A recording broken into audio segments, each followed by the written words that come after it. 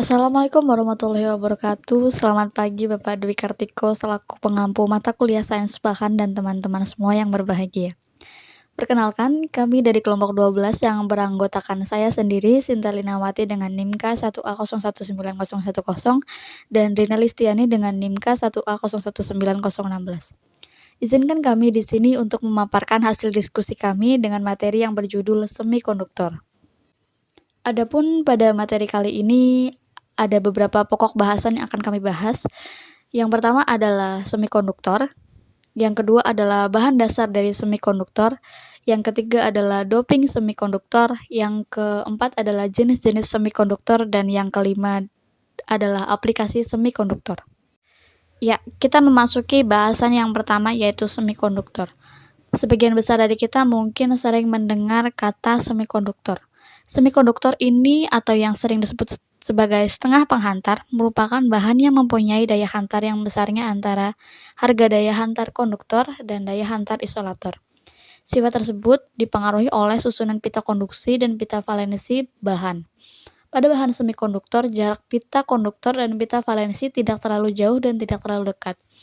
Ini memungkinkan terjadinya tumpang tindih yang dapat dipengaruhi oleh panas, medan magnet, dan tekanan yang cukup tinggi.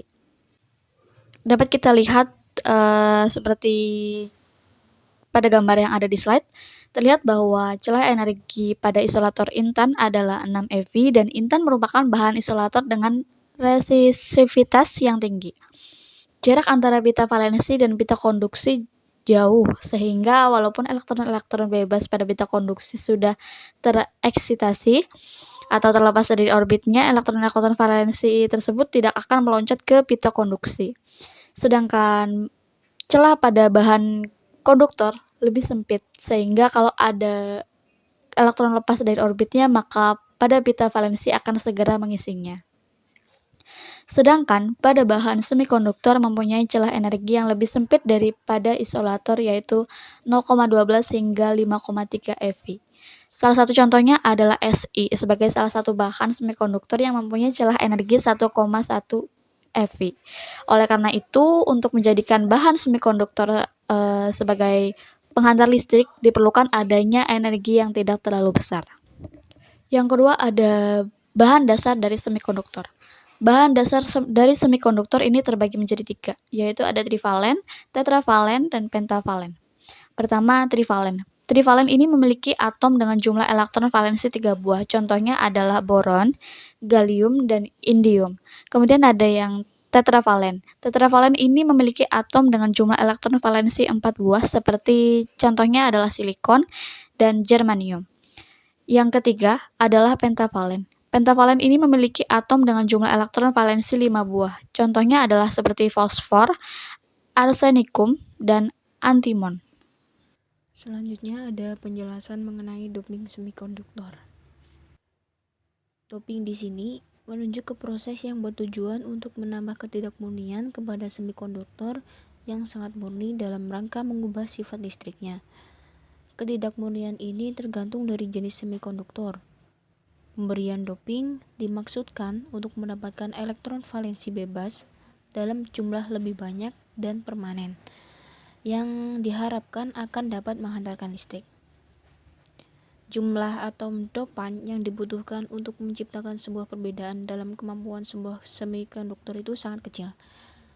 Apabila sejumlah kecil atom dopan ditambahkan dalam order 1 setiap 100 juta atom.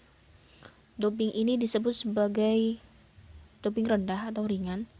Namun ketika lebih banyak atom dopan ditambahkan, dalam artian order 10.000, doping ini disebut sebagai berat atau tinggi. Hal ini ditunjukkan sebagai N negatif untuk dopan tipe N atau P positif untuk doping tipe P. Selanjutnya ada jenis-jenis semikonduktor.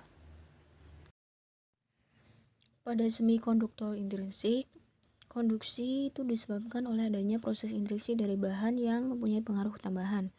Kristal-kristal silikon dan germanium murni adalah suatu semikonduktor intrinsik. Elektron-elektron yang dikeluarkan dari bagian teratas, bagian pita valensi, ke bagian pita termal adalah penyebab suatu konduksi. Namun kemungkinan lain untuk keadaan transisi yaitu tumpang tindih kedua pita dapat diperoleh dengan pemanasan. Pada suhu kamar, ada juga beberapa elektron yang melintasi celah energi dan hal ini menyebabkan terjadinya semikonduksi. Dan untuk semikonduktor ekstrinsik sendiri, konduksi dapat dilakukan setelah adanya penyuntikan bahan penambahan atau pengotor dari luar. Proses penyuntikan bahan tersebut disebut dengan doping. Penambahan bahan tersebut kepada semikonduktor murni akan meningkatkan konduktivitas semikonduktor.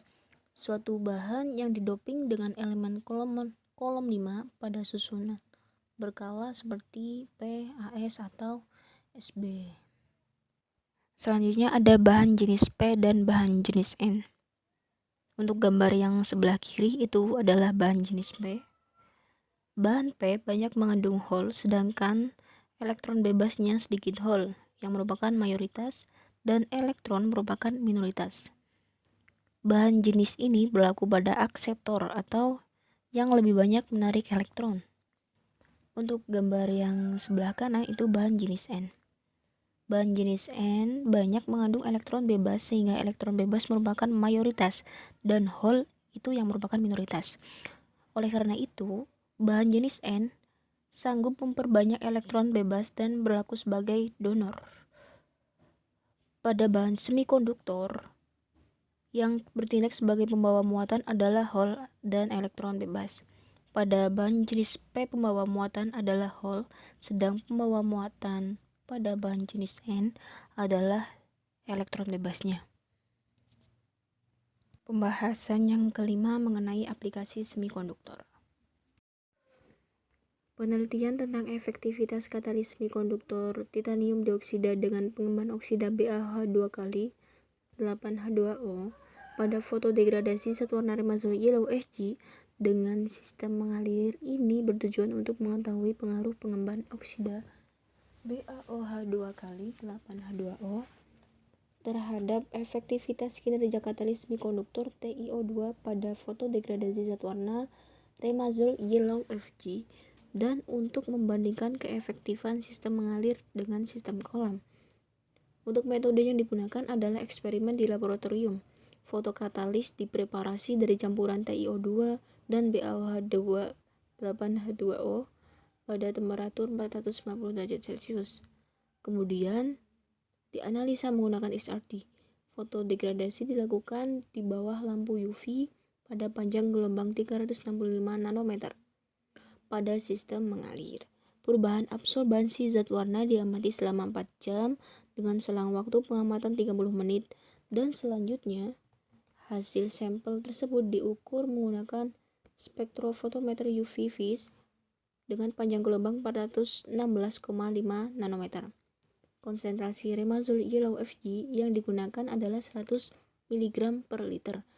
Keefektifan diukur dari harga konstanta laju reaksi, percobaan eksperimen, dan kontrol. Untuk gambar yang di sebelah kanan itu adalah rumus dari zat warna remazol yellow Fg.